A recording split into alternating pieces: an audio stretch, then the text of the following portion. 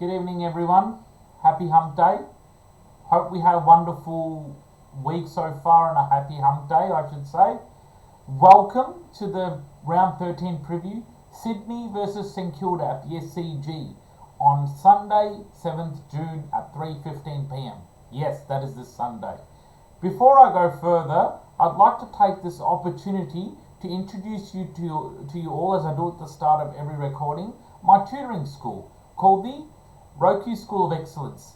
It was founded by my wife and I, where we provide group and individual classes for years 5 to 12 mathematics across all year levels except specialist maths, as well as Western drums, octopad, which is an electronic percussion instrument, and South Indian classical drums.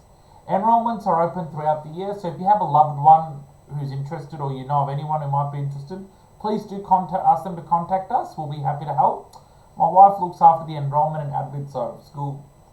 Whilst I look after the fees and syllabus side of school. Okay, so jump on board. There's the logo on the top right.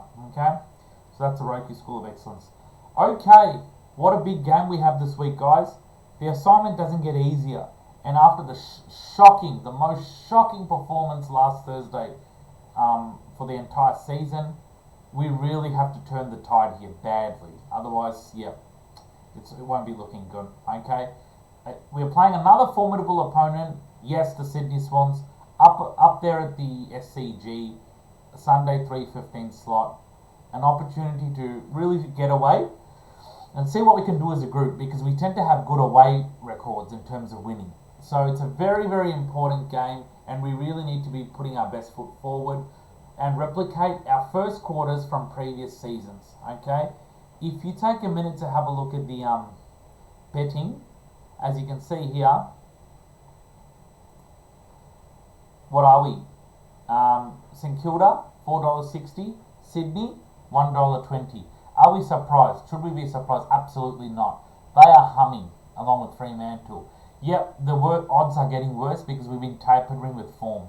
Our form has been a little bit up and down the last few weeks. So, unfortunately, we deserve to be very strong underdogs. But one thing, guys, whenever St Kilda are underdogs, they tend to do well. So let's see what happens this Sunday, shall we? Okay.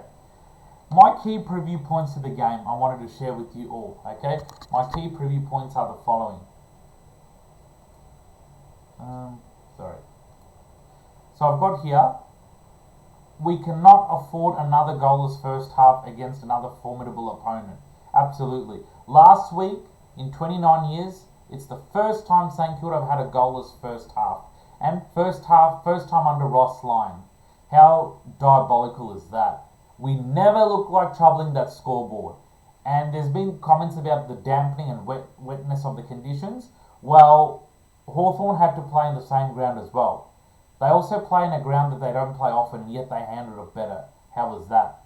Anyway, we have to start well. We cannot be playing catch-up football because Sydney will never let you catch up that easily. So we don't start well. We're on the back foot. I'll tell you what, it's going to be a very, very long afternoon. Number 2. Now, a lot of you will agree, we're not at that stage where we can rest key players or manage well without key players, isn't it? We are reliant on our key players to get the job done. So, and those key players could return this week to boost our lineup or to strengthen it.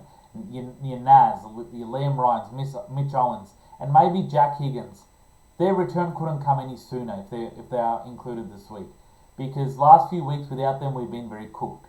Each one of them are such a phenomenal asset. You see what Naz does running up the ground, providing the X factor. That was missed. Liam Ryan and Higgins are a live wire in that small forward line.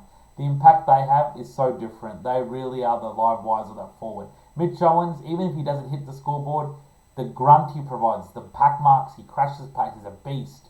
That really makes an impact to the forward line. So we really need them back. Number 3, we need to get back to our good first quarter performances from early in the season. Yeah. And sustaining it. No point starting well like we did against Gold Coast and then dropping away. We've got to maintain. Of course Sydney are going to catch up. But how maturely can we respond to their challenge? Okay? We talk about a stronger team, a more mature team. We need to show that. Okay? Number 4, Playing a team full of confidence and with several weapons such as Heaney, Papley, Warner, Kernan and Marty. Geez, that's a very strong list they've got. They are humming, the Swans, like the Dockers. Okay? They're a team full of confidence at the moment. They're in the driver's seat, and they'll be looking at this and trying to, as an opportunity to extend their winning streak. However, we don't play it into their hands. Okay? We need to go in there and keep the crowd out of it. That is the Sydney Swans home crowd, because they'll look to be roaring if their team is up and about. They have a good attendance with their home supporters. We need to try and silence them early. Okay? We need to hit the scoreboard properly and kick accurately. And what I mean by that is, don't rely on Jack Silvani to get you goals. Your Cooper Sharmans, Matthias Filippo, Liam Henry, guys, Mason Wood. Surely you can afford to kick a goal, at least one goal. You've done it before. Last week you were nowhere to be seen. If it wasn't for Jack Silvani's 3 goals, that would have been a 100-point drubbing to the Hawks. So you shouldn't have to rely on a key defender to get you the goals. That's just shambolic. Okay?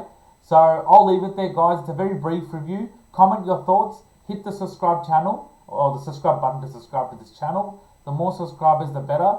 My next video will be a review of this game, hopefully talking about a victory. But till then, take care, stay safe, and go Saints. See you guys.